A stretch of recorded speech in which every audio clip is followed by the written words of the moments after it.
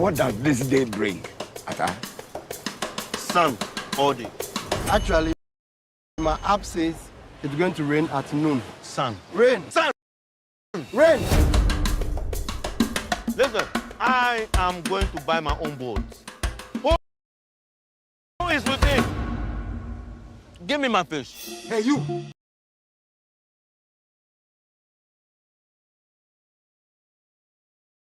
Down here in the bucket. Me?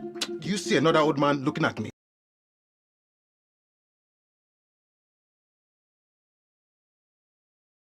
Go back to being a fish. Come and dead me. I will. If I jump out of this bucket, I will slap you with my fin. Slap, slap, slap.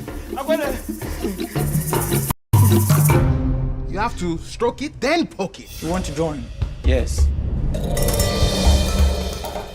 Do I get a wish? No, You just talk. I'm sorry. Is that not like cool enough for you? He would like to apply for a loan. We can only consider a 3-year payback plan. You think I will die in 3 years? No. Oh, she paused. Papa. That fish is very rare. How much? Priceless. I need a message first. The message is, eat me. We are screwed. Trust me, gambling is like swimming. It's in my DNA. Where is school? I miss his Jesus fish. One thing about being Olu is we always value the ones we love. Wow. So, one trip to Accra, and the man has become a poet. Shut up!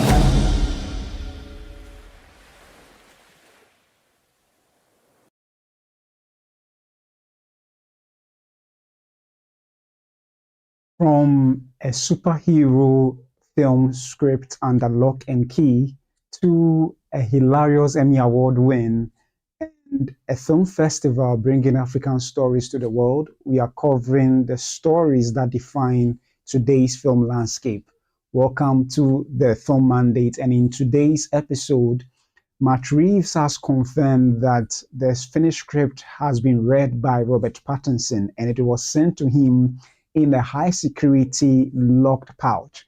And he also did speak about the Penguin, that it is currently in discussions. And this interview he granted at the Emmy Award festival that was held over the weekend. And talking about Emmy Award wins, Seth Rogen has won the award for lead actor in a comedy series for his production, The Studio. And is excited, spoke about how excited he was for this particular win. And also, last but not the least, the African Movie Festival in Manitoba is expanding its reach.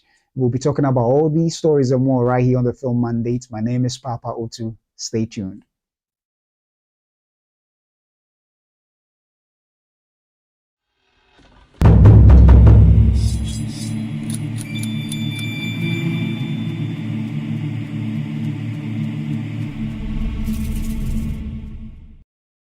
Hello and welcome back to the Film Mandate, where I bring to you movie news, reviews, and reactions, both from the African front and the international scene. And thanks for joining me for this exciting episode of the Film Mandate. And in this very first, story, it's been quite a while since we were anticipating the much talked about sequel for The Batman.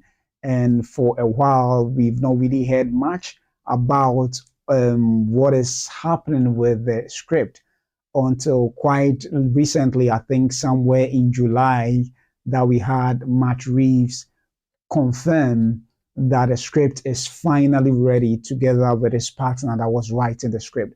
And not only have we heard about just this past Emmy Award, the 77th prime time Emmy Award event that was held over the weekend. He happened to be there, considering that his production, The Penguin, was also was nominated for a couple of awards, and he showed up and he granted an interview. And in this interview, he made known some exciting revelations for particularly the diehard fans of the film The Batman, and even just for the film fans who love the film in general. And this is what he had to say. Let's just take a quick glance at the article that covered it in the Variety. So in the Variety, this is what he said, that Robert Pattinson read the Batman 2 script from a high security locked pouch. Penguin Season 2 is in discussions, Matt Reeves says. So this is just the video of the discussion that went on between himself and the interviewer. But let me just capture it quickly. So here it says that after nearly 4 years since The Batman became a blockbuster in 2022, the script for Part 2 is finally done and shooting is set to begin early next year. We start shooting the film in spring, probably around the end of April or beginning of May, director Matt Reeves told Variety's Mark Malkin on the Emmys red carpet. It's been a long journey, but I'm so incredibly excited. I'm really proud of the script me and Mattson Tomlin did. And we've started to share it with Robert Pattinson. And this is what he had to say about what Pattinson feels about the script. He says that Reeves revealed his excitement for coming back to the gritty world of Gotham and the lens the Batman team had to go to keep the script under wraps. We put the script into a secret pouch that literally has a lock on it with a code. Pattinson was in New York at the time, and everything is high security. After finishing reading the script, Pattinson got to keep the script in the locked pouch. We really trust Rob because he's the best. Reeves served as an executive producer and the writing supervisor on HBO's The Penguin, which is nominated for 24 Emmy nominations. Whilst season 1 is labeled as a limited series, Reeves revealed that pardon me, I guess I missed the part. We revealed that the team is actively thinking of a potential second season. We are in discussion. Showrunner Lauren LeFranc is thinking hard, and we are talking, so we'll see. We love the show, and we think our cast is so incredible. The work that Lauren and the writers did was incredible. Our passion was in it, but never in our wildest dreams could we imagine it would have been received in the way that it was.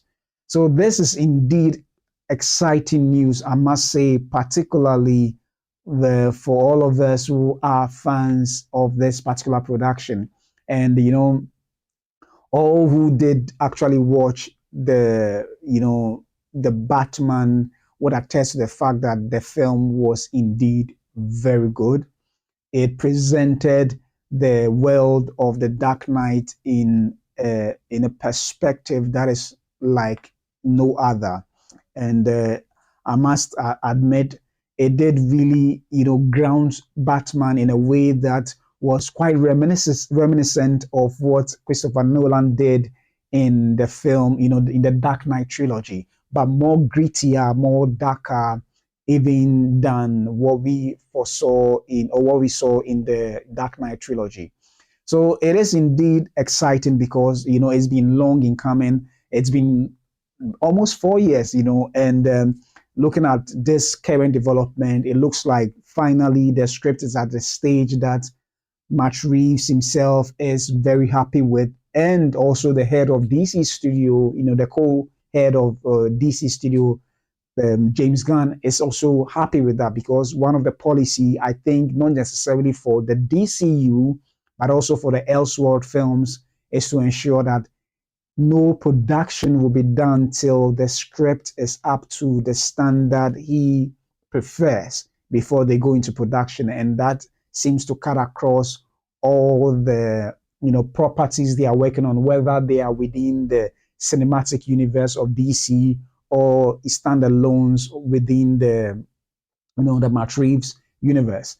But I think it does make sense in regards to the fact that, particularly with Joker, I know it's out of this particular discussion necessarily, but Joker 2 didn't really perform well. I don't know whether the issue really had to do with the script, but it wasn't well received by the audience. And I'm sure for James Gunn taking this stance is really a good initiative for DC as a franchise on its own. And I think it is the right way to go, seeing that in this era, a lot of superhero films were poorly received, even though in the latter, installments or franchises, particularly even with the Marvel Cinematic Universe, it was well crafted and well made, but unfortunately, the preceding ones whose storyline and plot were a little weak did affect the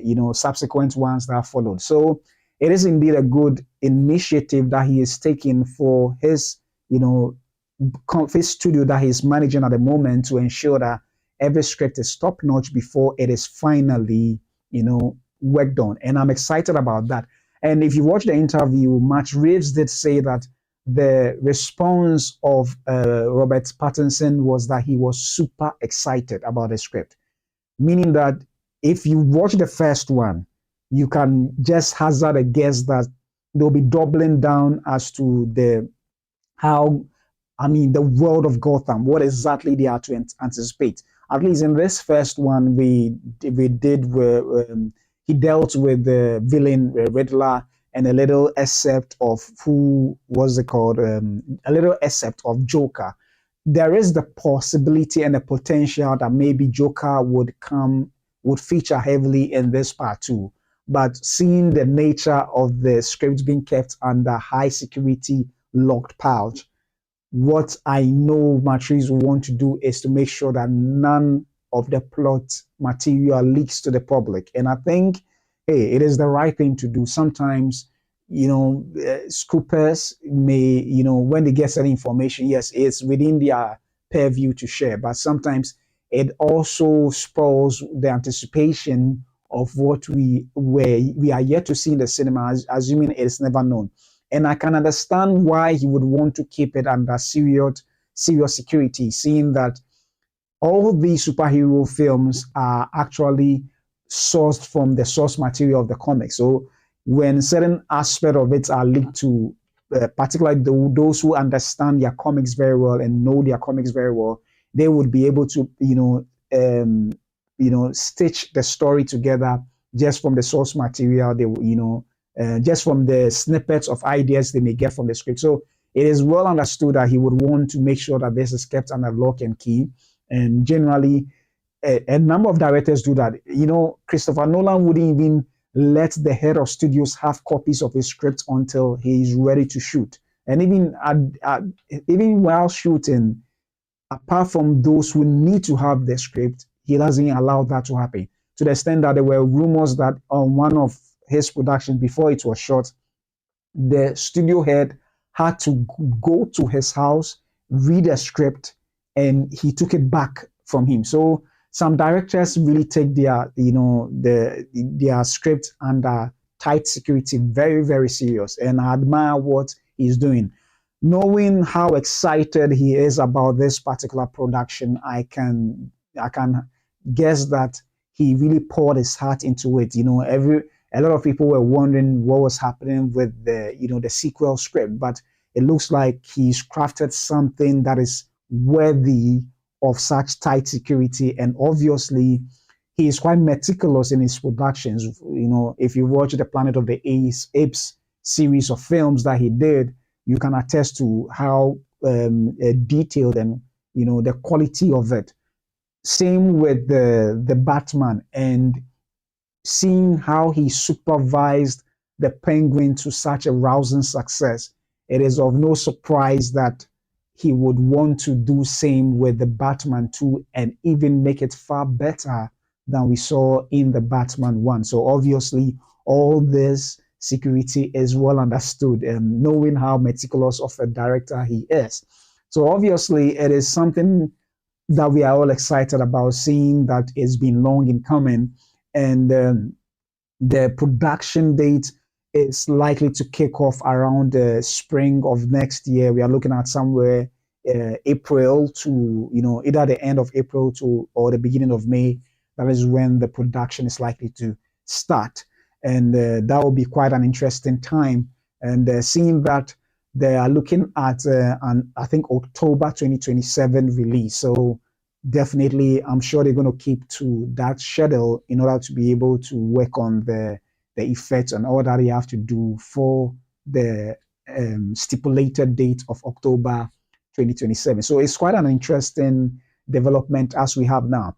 And one of the interesting developments is that prior to now that we know, yes, we knew that there is the potential for a season 2 to start.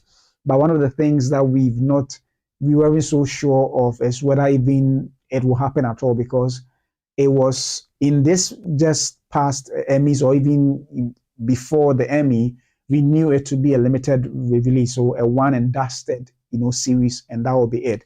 But seeing how profitable or how good of a series that was, and even being nominated for 24, categories, it's of no surprise that yes, they would want to do a second season to it, because the stellar performance of Colin Farrell is amazing, very, very amazing. So obviously they are currently in discussions as to the season 2. He never shared any details as to the level they are at with regards to the discussions. I should believe that the discussions would mean also talking about the story, the plot, and the way they want to go, and how perhaps all that fits in within the Batman universe itself. Because regardless of what happens in the Penguin small corner of the universe, it will one way or the other connect back to the Batman. And I can understand perhaps why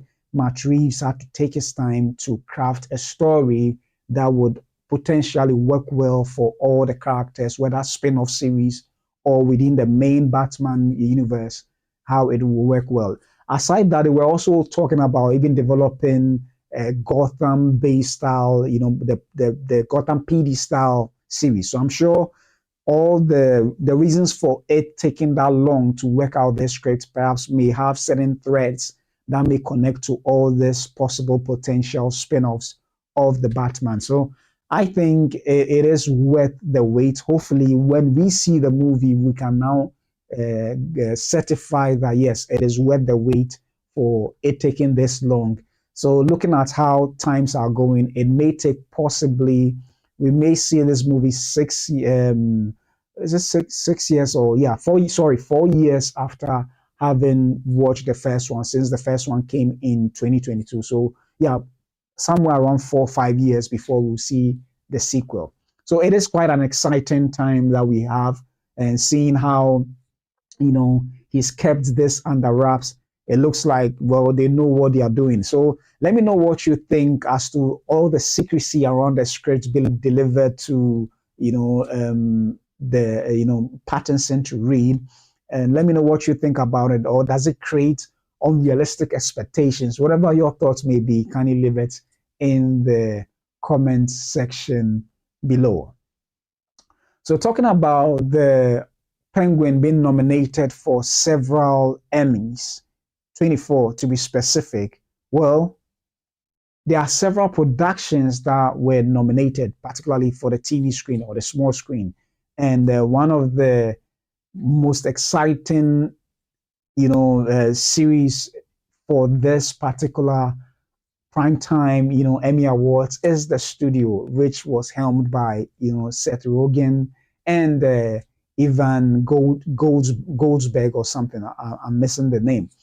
But one of the surprising turn of events is Seth Rogen winning for the lead actor role for a comedy series, and that is The Studio. And this is captured in the Variety News online, site. And let me just read something quick from there.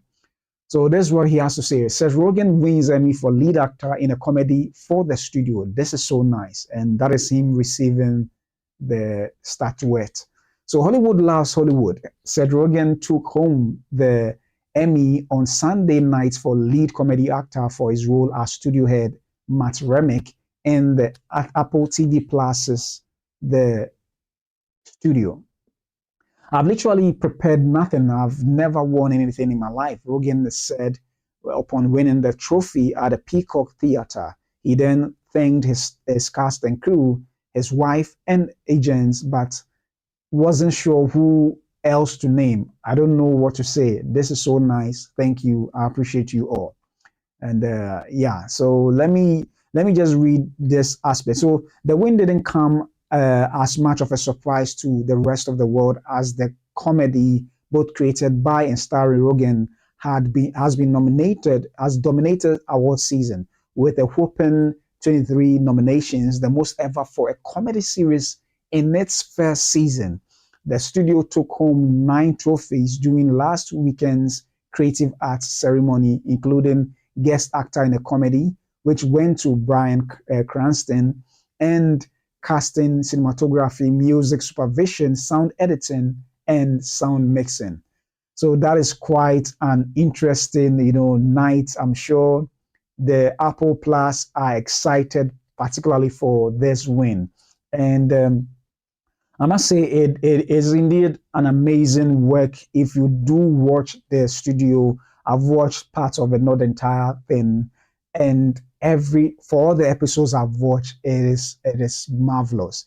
It sort of parallels what I did watch of The Offer, in a way. But this is a fictional world where the ins and outs of how Hollywood produce their movies is what they are displaying in the film. And I'm not privy to what happens in Hollywood, but I can attest to the fact that I can literally, it feels so real, at least for the little that I experience here. We don't have the studio system where I am, but the studio system is so fascinating. When I compare it to what I saw with the Offer, I can see certain similarities. But in this world, it's so fascinating, and the characterization, Catherine Hahn is amazing in her role.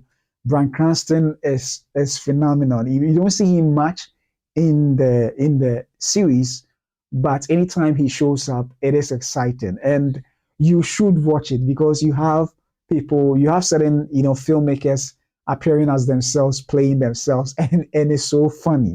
From Martin Scorsese, Anthony Mackie, Ron Howard.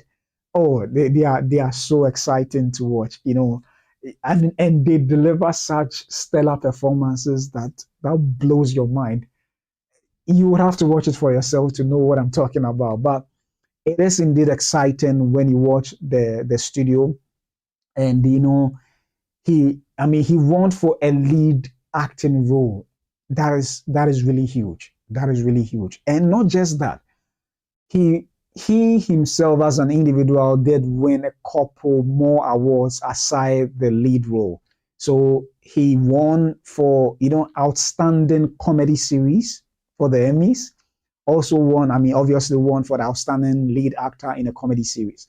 But he also won for directing for a comedy series, and also won for outstanding writing for a comedy series. So that is quite a win, winning 4 awards in the night, in this primetime Emmy night. So that is quite an exciting time or thing for Apple, and who have been churning out such quality works. You also had Ted Lasso, which is also an Apple series that won, I think, last year, and that is quite that's a testament to the kind of projects that Apple is constantly delivering, and that is quite exciting. So honestly, this win for Seth Rogen is quite huge, and I must say that it's worth it. For all the awards that they have won, it is indeed worth it. If you watch their studio, in as much as yes, Hollywood love Hollywood, they deliver such a quality production in every sense of the word. The production value for this is something else, and you should watch it to be able to know what I'm really talking about. But that is quite an exciting project, and I'm genuinely happy for him for receiving this recognition for his input together with the team that he worked with. And I think this win for Seth Rogen is a defining moment for his career, seeing that he's been doing a lot of producing, even more than acting, a lot of producing. The Boys. We've not even spoken about The Boys. We've not spoken about several other productions that he's involved with. But it looks like this comedy seems to be one of his strengths, and with this particular one, he's really, done excellently well. Excellently well. I must say, for him to have win for the leading actor in a comedy series is something else. And I don't know whether he'll be. I mean, yes, definitely for season 2, I'm sure he'll be reprising his role together with all the other, film with their other actors. But I'm sure there will be more filmmakers who will be playing themselves in the season 2, seeing how well it did perform. To even have, I heard in the latter episodes, Ted Sarandos of Netflix even came in to play a role as himself. So I can imagine, what will happen in the season 2, and the number of executives and filmmakers will be showing in that as well. So I think it's really something else, shifting from a comedy star to now a leading actor in a role. That is something else. Something else. So, I mean, this indeed validates his comedic performances in every sense of the word. He's now, Seth Rogen is now a powerhouse when it comes to everything he does. Whatever material he touches, it has the Midas touch, it turns to gold. If you watch The Boys, when he leans, the gritty nature of the superhero, where that leans into, makes it a definitive high standard for superhero films when you are going dark and gritty. And every story of that particular franchise, is well written, well crafted. And you also have him doing this. So he sort of plays in several genres, making him a powerhouse of an executive, not just an actor, but as an executive in what he does.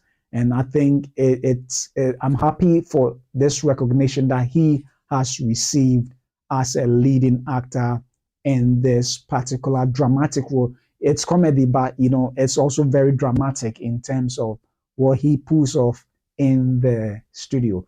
So let me know what you think concerning the win for Seth Rogen as the lead actor, outstanding lead actor in a comedy series, and not just that, but for winning 3 other awards personally, aside inclusive in the 13 awards that the studio took home and over this, just this past weekend, from the 77th Emmy Prime Time Emmy Awards. Let me know your thoughts by leaving it in the comment section, below. So moving on from this Primetime Emmy, awards ceremony, we move to another interesting event, and that is going to take place somewhere from September to, within September. Actually, I think a week or 2 from now, it will be happening. And I'm talking about none other than the African Movie Festival in Manitoba, that is in Canada. And I'm always excited when I get to know or hear of events that helps to push African films into the limelight of the world. And that is what excites me a lot, because that gives opportunity for others to also know much more about African cinema, both from the continent and also in the diaspora. And one such event is the African Movie Festival in Manitoba, which is organizing one which is, I think it's going to start from, let me just read the article so that we know the exact date it's taking place. So in the Free Press, it's a Canadian website. It does speak about this event, saying the African Movie Festival is expanding its reach. and hopes to help break down cultural divides. It says that a local film festival dedicated to telling African stories is expanding its reach across Winnipeg this week for its biggest edition yet, with screenings planned in 4 locations, including a Winnipeg Art Gallery, Komajuk, pardon me. 108 years ago, the African Movie Festival in Manitoba will feature 20 narrative features, short films, and documentaries focused on stories from the continent, as well as 20 short films from local filmmakers of all ethnic and national backgrounds. So that is quite a lot of, that is quite an ambitious endeavor that they are embarking on to really expand the reach. And one of the fascinating things I discovered with regards to the expansion is that not only are they, in terms of the locations and even the number of films they're looking at, but they do so many things. And some of the key elements of the festival's expansion includes focusing on local talent. So they're also looking at, indigents from Manitoba to also participate in the event, particularly on the first day being September 18th, 2025. And that is where, no, sorry, not the first day, but September 18th, 2025. Actually, the event takes place from September 15th to 21, 2025. So that is when it will take place, September 15th to 2025. And they're also looking at new venues, just as is mentioned, four locations rather than one. And also they'll be showcasing diverse stories from, Africa and also the diaspora in Canada. So that is quite an exciting development as well to help, bring diversity of African experiences at the Manitoba event. And that is really something interesting they are doing. They're also looking at increased community collaborations, and all these initiatives they are doing is amazing. One of the things that also excited me is the masterclass they organize with regards to this event itself to help, sort of help shape up new talent in the events. And that is quite an exciting, event that they are working on. So these events or these festivals help bring much exposure to African stories, which otherwise would never be known outside the continent, except for the fact that because we are in a globalized village now, when someone puts their production online, there is the likelihood to see them, and also the opportunity to put it on certain platforms like the streaming services also gives it exposure. But these events where African stories are heavily represented makes it much more an exciting event where you get it's unadulterated to an extent, even though, yes, other cultures, film festivals are also films are brought on board. But to have an event of this nature where African stories are heavily represented does indeed help give diversity to the African, experience. And I'm glad that this is being done. This is being done. And honestly, I'm excited about this initiative being taken by, the organizers of this event. And let me see if I can come up with the name of the organizer of the event. So the name of the organizer of the event is Ben Ako, who is now in Canada, but he's had the opportunity to travel far and wide in Africa, in several nations, talking about Nigeria, Ethiopia, South Africa, and Senegal. So with all these experiences he's had, it's of no surprise that he is the founder or the creator of this particular, festival, and it is 8 years in the running. That is indeed an amazing initiative. So I'm excited about this particular production because of the exposure he is bringing to African films, whether in the diaspora or on the main continent. It is worth the help that they are lending in terms of exposure to these African films, which is much needed. I would tell you it is much needed, and I'm excited for this initiative that they are taking to help bring much more attention to African films. And that's not to say there aren't other film festivals doing that. No, there are other festivals doing that. But this being in Manitoba, particularly in Canada, it also brings much needed attention for these films. So the importance of this festival, provides a platform to connect with the global audiences, just as I've been saying, exposure, and also distributors and critics, being at this event would help, single out narratives about the continent. Challenging single narratives, about the continents, which most often, if you don't get to watch films from Africa, you may even think there aren't even a thriving, film industry on the continent. It may not be the best as compared to the West or even the East, but at least we are doing the best we can from the little we have. And these festivals also bring highlights to what is being done on the continent to be in particular.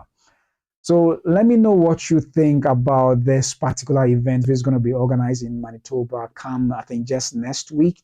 That is 20 from the 15th. Actually, it actually has started. Pardon me.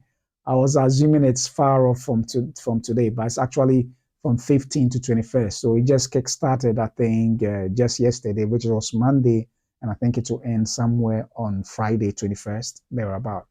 So let me know what you think about this African movie festival in Manitoba, and the much needed attention is bringing to African films with regards to, and also with regards to its expansion to be able to make that a possibility. Whatever you think, leave them in the comment section below.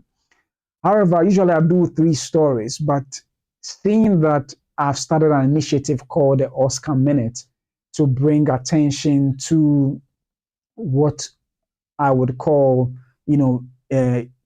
countries all over the world trying to push, their films to the world, to the 2026 Oscar race. I came up with what we call the Oscar Minute so that I can, bring to you, to your foreknowledge, the films that are potentially going to represent the best international feature come Oscar 2026. So let's read a brief article that highlights Italy's initiative. And before, they haven't actually selected the key one that would represent Italy in the Oscar race. However, there's an interesting article that covers it. I'm just going to read briefly a section, and we'll take a look at the films that will be that are likely to represent Oscars out of the 24. So Oscars, Italy unveils 24 films in running to be best international feature film candidate. And this is what it has to say. And Italian film body Anica has revealed the 24 films submitted as candidates to be Italy's best international feature film in the 98th Academy Awards. A selection committee overseen by Anica will meet on September 23rd to decide which film will be put forward as the country's candidate. So that is quite interesting. Let me just skip. Okay, let me just read this briefly. So Italy's last submission was Maura Del Piero's World War II drama Vermiglio, which was selected after winning the Silver Lion Grand Jury Prize in Venice 2024, and then made it as far as the shortlist.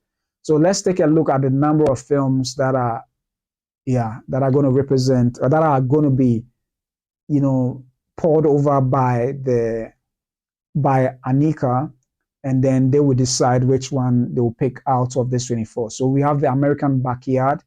The directors are, by Pupi Avati. Below the Clouds, we have Gianfranco Rossi. The Boy with Pink Pants, Margherita Ferri. The Children's Train, Cristina Comencini. We have The Great Ambition, Andrea Segri.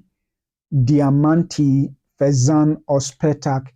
Pardon me if I'm butchering the name. I'm doing my best as I can, so pardon me with that. Diva Futura. Let me just skip the names. Deus, Elisa, Eterno, Vicinario, Familia, The Flat, Fury, Hey Joe, Joaquin and the Apocalypse. And then we have the last one for The Road, Madly, Napoli, Il Nibbio, Siblings, The Sicilian Storyteller, The Tasters, Trifole, and Vittoria. And all these are the 24 films that have been submitted to the body to decide on which one to select for the, to represent Italy come the Oscars 2026. And I think that is quite an interesting development, seeing that, listen, this race is particularly for the best, international feature is being highly contested for.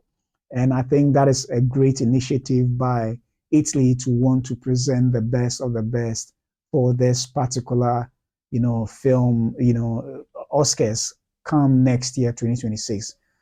So all too soon, this wraps up the entire, stories that I wanted to talk about today. And thanks so much for joining me for this episode of the Film Mandate. I'll come your way tomorrow again with another exciting episode of the Film Mandate. My name is Papa Otu, and I'll see you soon.